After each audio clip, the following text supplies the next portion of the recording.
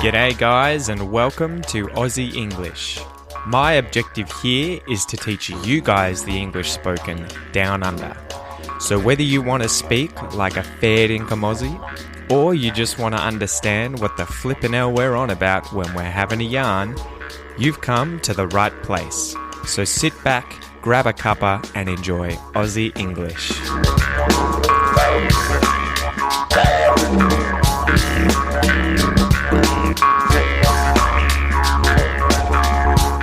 G'day guys and welcome to this episode of Aussie English.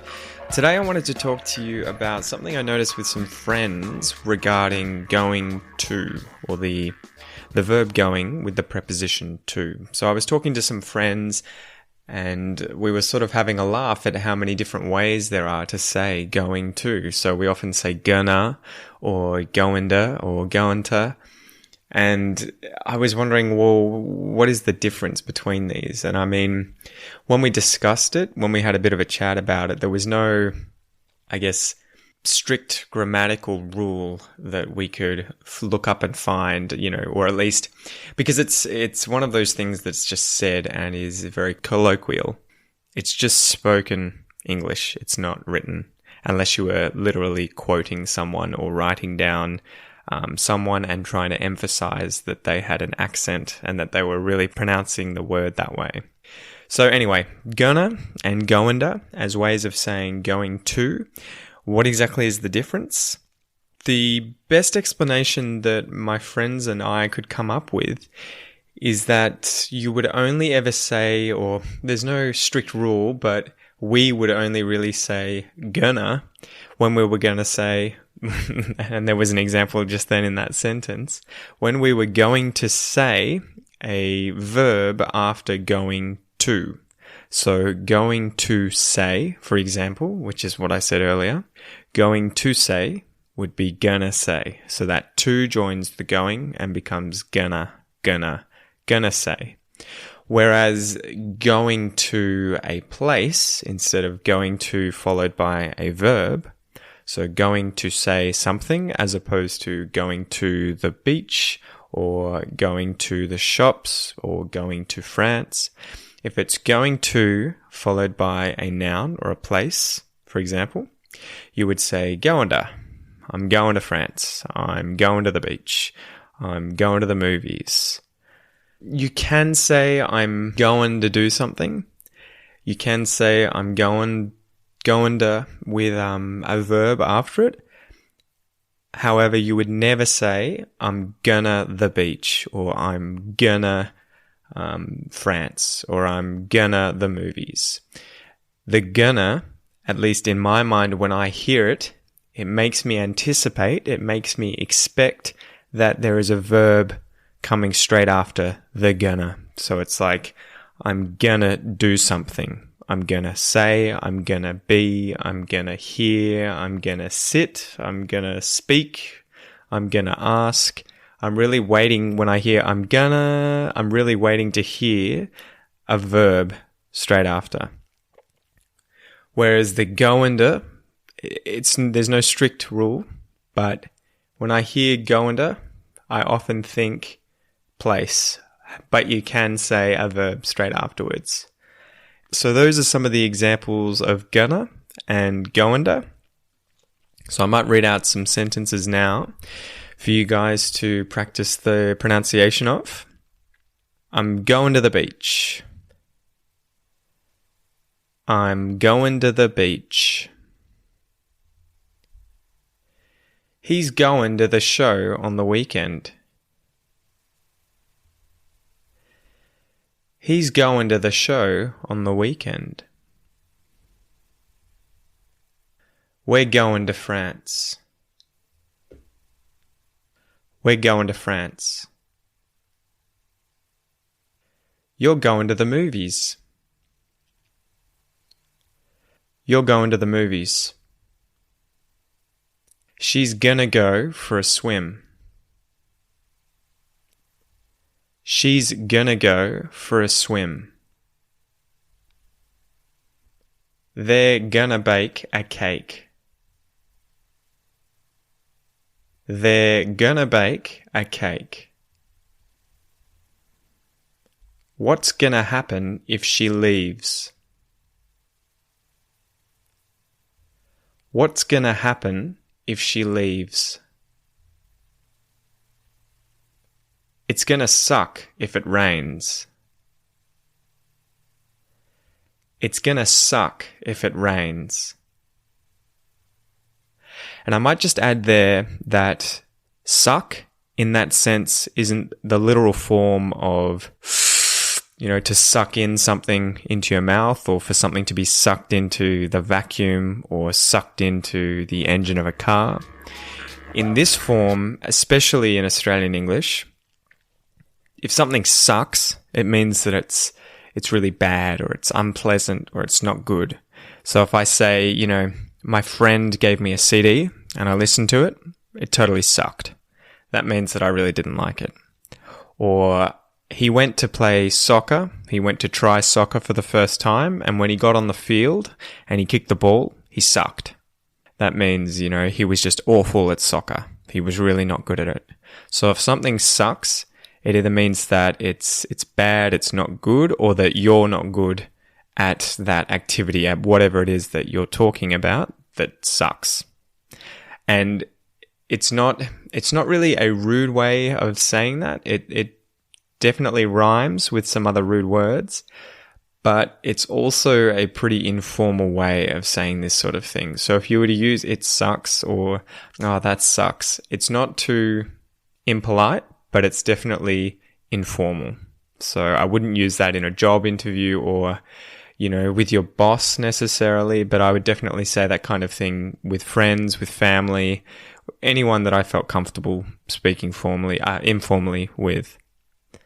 Anyway, so let's mix things up a little bit and put an exercise in here where you guys should guess, after I read the sentence the first time, in proper, well-enunciated, well-pronounced English, how you would then change the sentence if you were to read it quickly in, colloquial Australian English.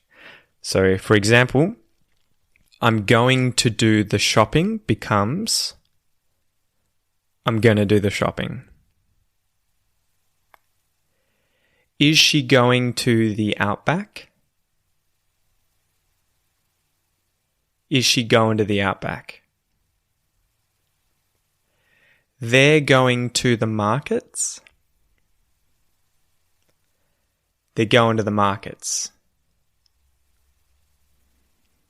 The cat's going to eat its dinner. The cat's gonna eat its dinner. I'm going to stay here for the weekend. I'm gonna stay here for the weekend.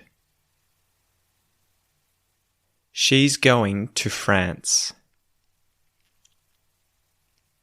She's going to France. Awesome. So I hope you liked that section of the podcast where I go over a little bit about pronunciation. And now I want to talk about an Australian expression or Australian idiom that hopefully you guys will find interesting, funny. I'll go a little bit into the definition and where it comes from. The one I wanted to talk about today is as mad as a cut snake. As mad as a cut snake. So what does mad mean? Mad means angry, furious, upset. You can be mad at something. You can be mad about something. I'm really mad at my father because he did something that annoyed me. He lied to me. I'm really mad at him because of that. Or you can be mad about something. So you could be mad about the politics in your country. You could be mad about the weather. You could be mad about the way someone is treating you. You could be mad about the tone of voice that person uses when they speak to you. So mad about or mad at. Cut obviously means to sever or to chop or to separate into more than a single piece. So if you've cut the snake, you don't necessarily have to have severed it, but it's where you've used a knife, for example, and, dug it into the snake. And a snake is a kind of reptile, It's almost a long lizard with no legs. So, and that's what reptiles are. They're cold-blooded animals that are vertebrates, that have scales, and they tend to sit in the sun to warm up in order to be active. Anyway, so that's the saying, as mad as a cut snake. When would you use this? It's when you would want to explain someone who's out of their mind with anger, who's full of rage, who's really, really angry or furious. Or it doesn't have to be a person, it could be a thing or animal, for example. And it originates from the late 1800s in Australia. And I think particularly refers to often when snakes were found around houses, they would use, or people would use, a shovel or a spade, which is what you use to dig with, and or a stock whip or bullwhip, which is one of those long ropes that you can whip around and make that cracking sound. You can whip an animal, so you can use that whip, a stock whip, and they would use these shovels, spades, stock whips in order to kill snakes. So to, get rid of the snake from their property so that their family and themselves were safe. And when they used a shovel, spade, or whip on a snake, the snake inevitably gets cut or chopped in half and then writhes around. It moves around on the ground when it's been cut, and it does this for quite a long time, even after it's died.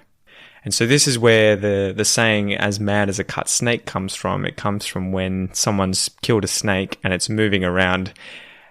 Even though it's dead, it looks like it's angry. And so this is one of those things that it's relatively often said in Australia, but I don't think it's something I would use in everyday language. It's the kind of thing that people out in the country would be more likely to use. And so here are some examples of how you would use this phrase. I'm not going home anytime soon because Dad is as mad as a cut snake. I'm not going home anytime soon because Dad is as mad as a cut snake. He was as mad as a cut snake when his car was stolen.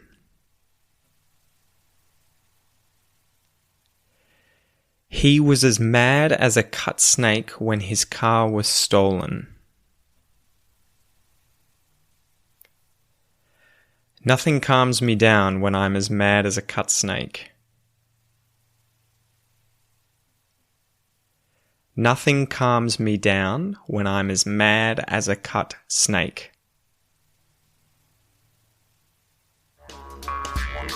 So that's the episode for today, guys. I hope you enjoyed it. If you liked the format, let me know. If you didn't like the format of the lesson, let me know. Tell me what I can do to give you guys better resources and format the lessons how you prefer them.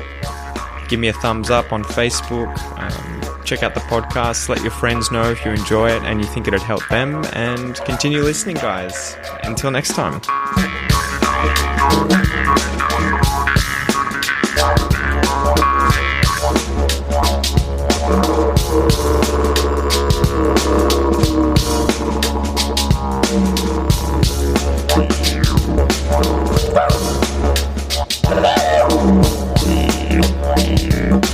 Hello.